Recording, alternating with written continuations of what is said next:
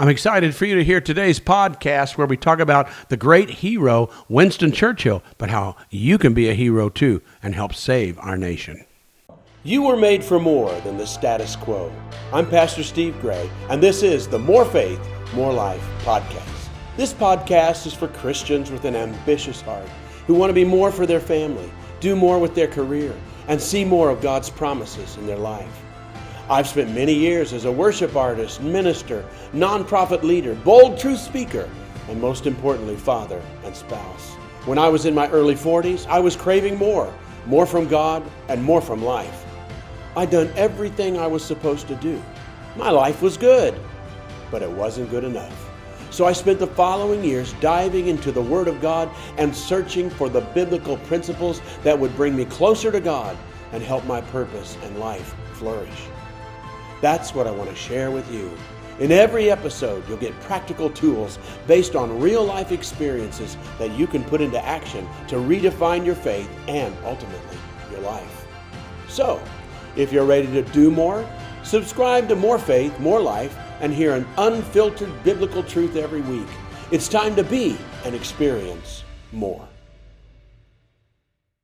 Hello, everyone, and welcome again to More Faith, More Life podcast. What an important time we have in history when you need to learn and decide, I should say, who you want to listen to, because everybody's got something to say nowadays. And there's so many preachers and teachers, and you can get a TV on it and TV, internet. You know what I'm talking about.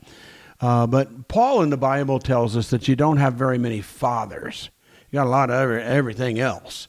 But fathers, real fathers in the faith that talk to you like a father, there's not very many. For one thing, some of them aren't old enough to be your father. They have no more experience than you do.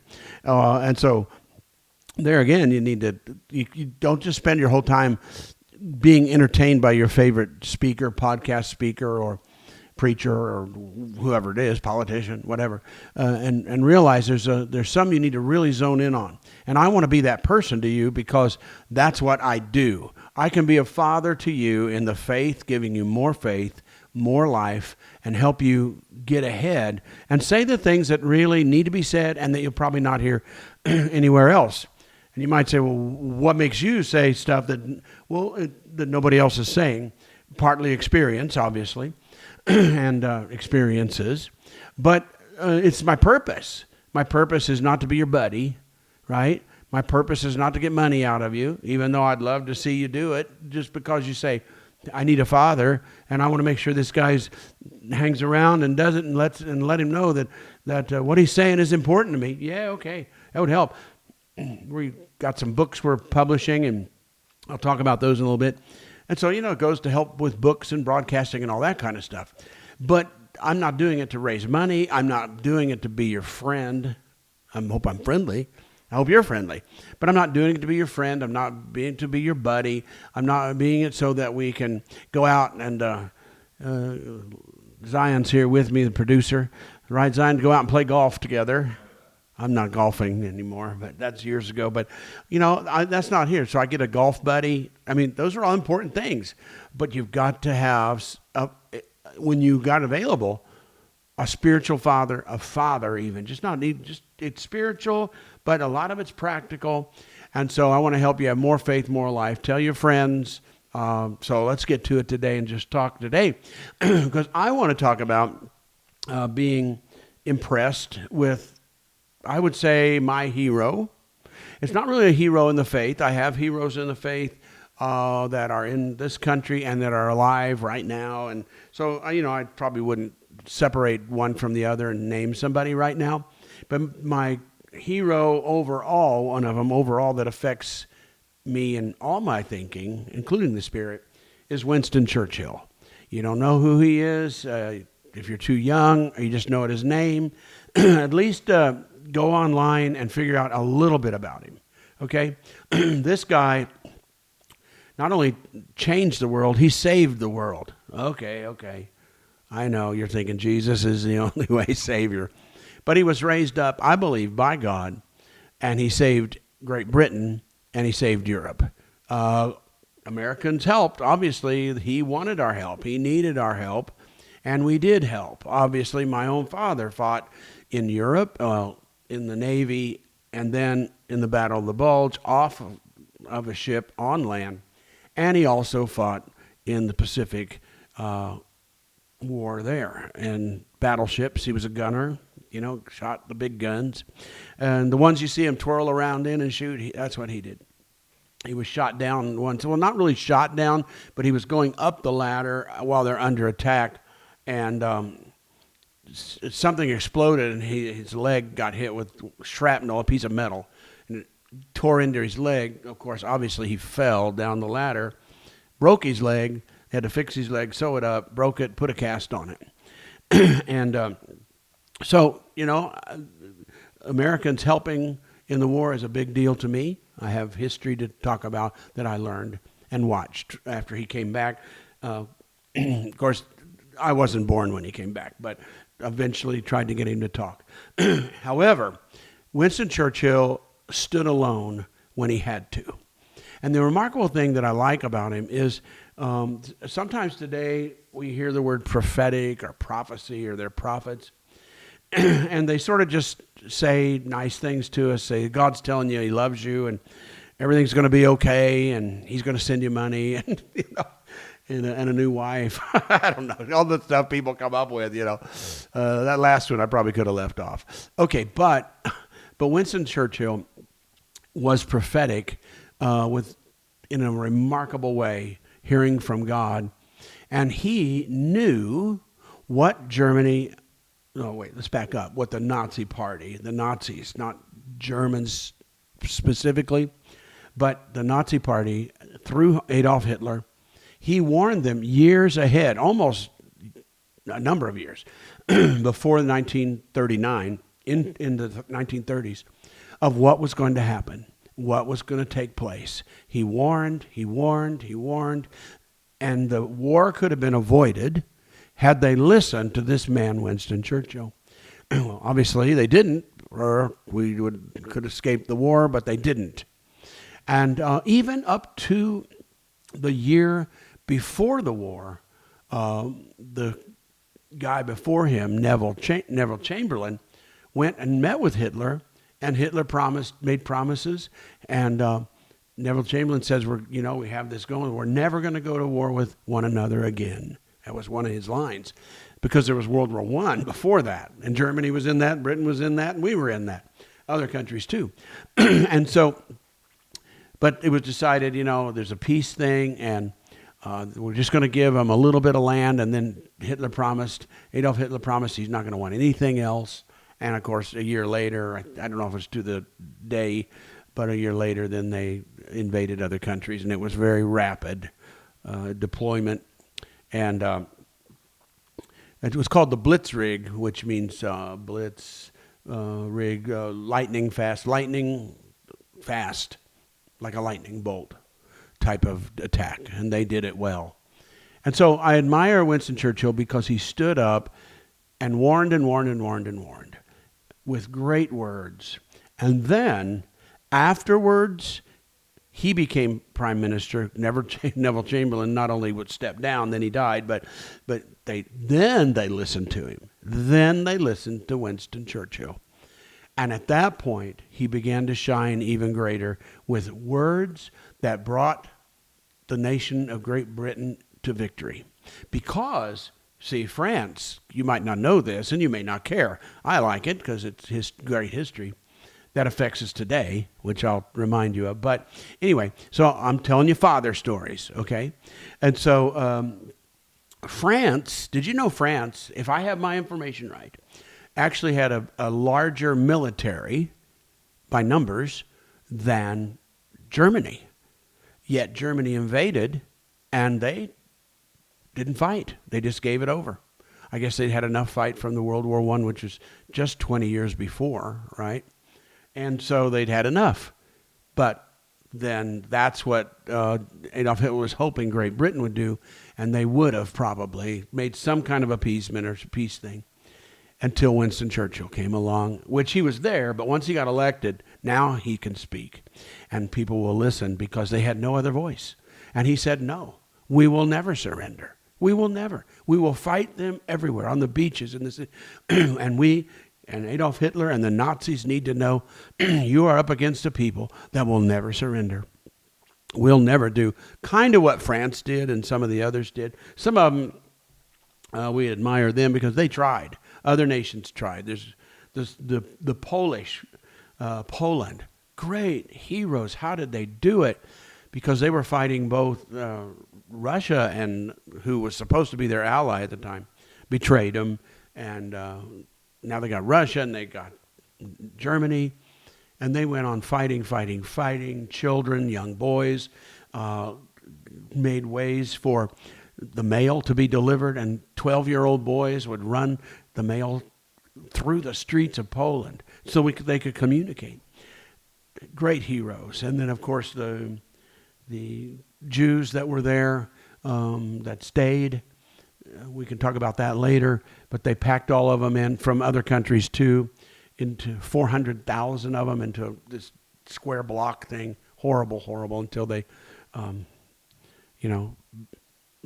put them on trains to concentration camps and death camps.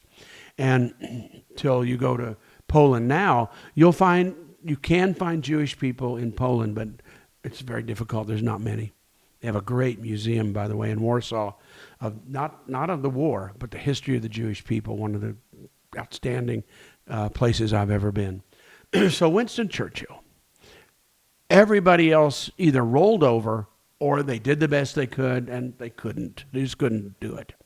And he said, no, we will not. And at the time, even before the war, he said, our Air Force is not ready. They had a really tiny one, and eventually they are going to have to fight the Germans' Air Force. And they fought, the Battle of Britain was fought in the skies. It's a great story. And how it happened. And they stood. The small, the smaller Air Force stood. And he stood, and it was his words, his words. He was like the father. He became the father of Great Britain. And his words caused victory. His words caused those that would fear to believe in faith. Those that could falter to stand. And it was a man's words that were able to do it. And against overwhelming odds, he spoke faith and life, as I want to do for you.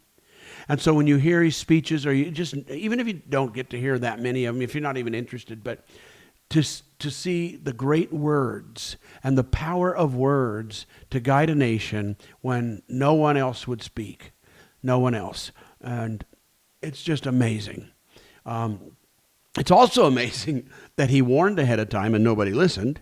Then it's amazing of what he did, because he didn't say, nah, told you so, and walk away. No, he jumped right in and began to defend through words and wisdom. He was in charge of the Navy earlier in life, and so he had some knowledge of military, which Adolf Hitler really didn't. It was funny because Winston Churchill would refer often to Adolf Hitler as Colonel Hitler. Colonel's kind of low on the totem pole of military, while he's dictating to all these generals and trying to control the world. And so he would refer to, he was just a colonel. He didn't know anything anyway. And so words, fatherly words, can cause life to come in. Words, what we say. And having someone in our life that speaks a different message. It's not fear, it's faith. It's not crumble, but it's stand. And teaches you that it can be done. And that's what I want to do for you. I want to have words, not just to you, but to the nation. Right now, our nation is in my opinion, a very volatile situation.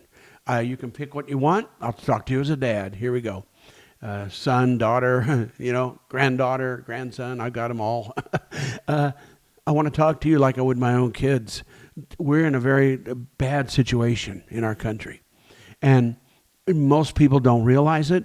And our culture folks are under such stress to make a house payment.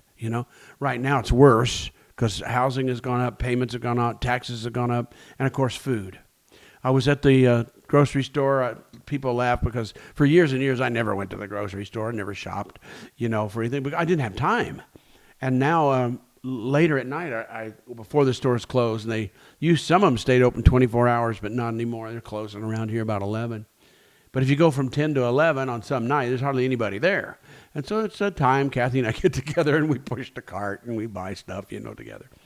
And but it's the time I went and bought the groceries, and the checkout girl was there.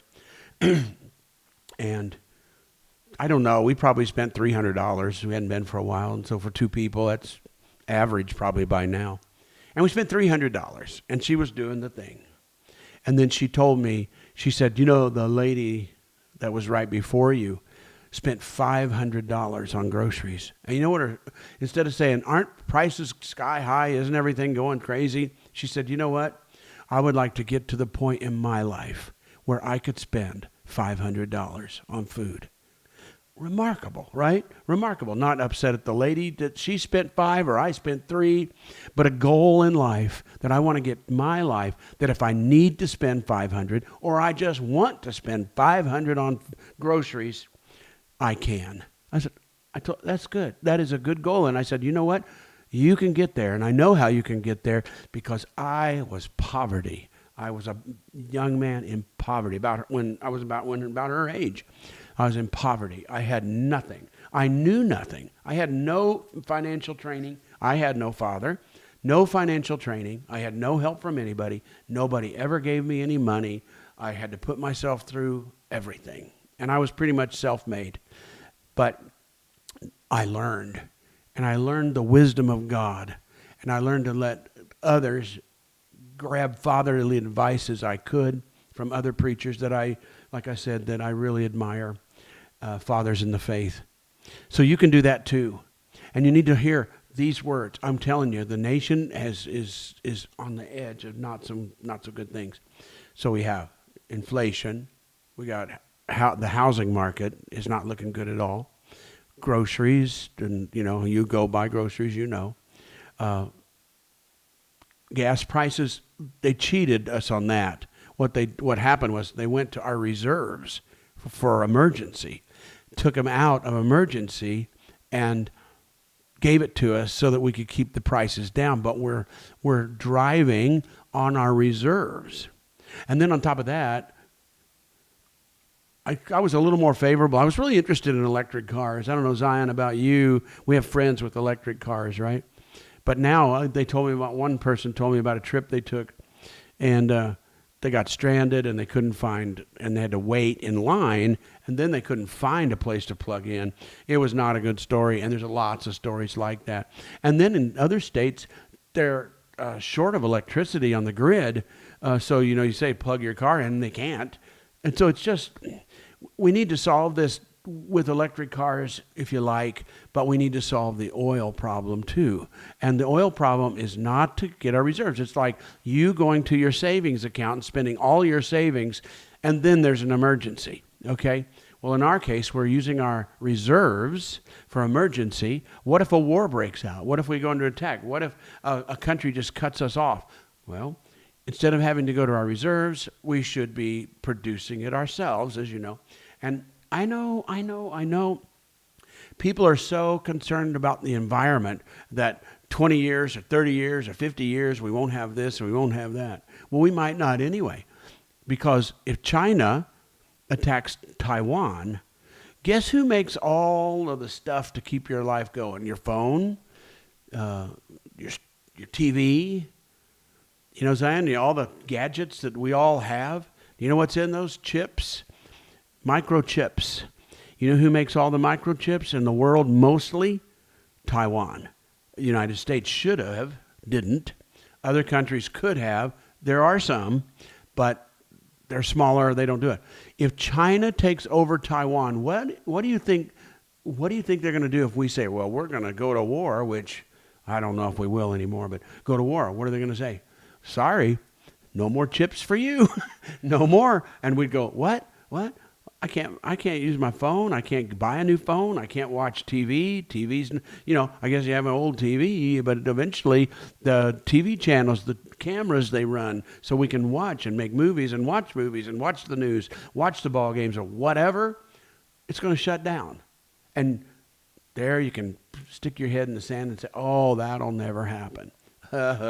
It's already trying to, as China is moving into Cuba right now, right by us. Okay, it's not just China, though. It's North Korea, China, South Africa's getting involved in this pact, Iraq, South Africa. It's about 5 nations that have made a pact together. And I read the other day where they plan to ruin the U.S. dollar so that the dollar has no more power and another currency will. What do you think that's going to do to us? Okay? So I can be a worrywart and cause you to fear, or I can be Winston Churchill to you and tell you this can be our finest hour. Learn where you vote, not for the candidate you like, but the candidate that will keep you safe. The one that will help us produce so that no country can push us around and that we can produce enough for ourselves. These are the candidates, and it's not just one. There's, you got state candidates too. So, and look at it and say, look, we may not like this candidate, or I don't like her, I don't like him, and he said something to offend me or whatever. And people put labels on them and culture cancel and all that kind of stuff. Who cares? Who cares? They said something to offend me, so I'm not going to vote for them, or they don't support this cause, so I'm not going to vote for them. Who cares? The cause you want is your safe future when it comes to food and housing, right? Education, protection against other nations. These are the things you should say. I want a candidate that can promise me we're going to be safe. My children will be safe, and my grandchildren will be safe. This is the Father talking to you. And I want to talk to you like a hero needs to talk. I'm not Winston Churchill, of course. I don't matter. I mean, he was so intelligent, a great writer, great education, way beyond mine. But I can inspire, and I've been inspiring, and I'm trying to warn our nation, and I'm going to do it more and more, that we need a spiritual renaissance revival in our hearts, because we need to get God on our side. But more than that, a spiritual revival in your heart brings wisdom, knowledge, revelation, so you know things like a Winston Churchill. How did he know? It was God-given, in my opinion. How do I know? I think I'm hearing from God, and I want to prepare you, not scare you, okay? And one of the ways we can do it is prepare ourselves spiritually so that you bring God into your life. More faith in God. And you get more faith, and you have more life, and you have what I call the God advantage. I just finished a chapter for the new book, and it's called the God advantage. And I want you to get that advantage in your life, okay? I might be, Zion, am I too serious today? I just did another broadcast on something, and we were laughing. And now I'm talking about my hero, but these are serious, serious times, and I want you to be ready for them. There's no reason that America should not become strong again and have every other nation back away, have our oil, great prices, great food, great housing. We can have it all. But we need to stop eliminating God, the spiritual side, and say, well, we can fix this by politics and education and more money. Yep, that'll all help. Be wise. Get God on your side at least. Encourage, if you have children, encourage them to stop being so anti-God. No room, no interest. I see teenagers come sometimes to our church, and you say they've had no parenting. They stand there, just stare straight ahead. It's some of the great. Our church has some of the greatest music, at least in this city, and the greatest sound system in the city of any church. Imagine that. So it's like a concert of great music and energy, and they just stand there and stare. If you put them in another concert of the just world down at the stadium, they'd be screaming and jumping up and down and wish they had a better seat, spending all kinds of $500 for a ticket. And now, but this dead zone, dead zone. If you have kids, grandkids, try to help them get out of that. And here's the reason. You don't want them to be religious. You're not even trying to get them to be more moral, which would help too. No, we're trying to make it more safe. And if we do it with God and we just show an interest in him, put your faith in the Lord, you'll get more life, and we will have a safe nation again. And that's what we need to do now, I think, is get the wisdom. What is going to preserve the life, not just what we had or America what it had, but that we have a future. And my hero, Winston Churchill, saved a nation and saved Great Britain from destruction. It was a war and it was bad, but his voice told them, never back down, never change your mind. We will not be defeated, and we're going to win in every area of our lives. And I say that to you because that's what I believe for my life, my kids. We're not going to lose. No matter what happens in the world, we're not going to lose because we have the God advantage. We have more faith and more life. Hey, I want to tell you about the book, When the Kingdom Comes. It's a book that's been around a while. We've lowered the price. You can get the ebook by going to morefaithmorelife.com. Get the ebook, download it. It's cheaper than it's ever been because we're just selling them off.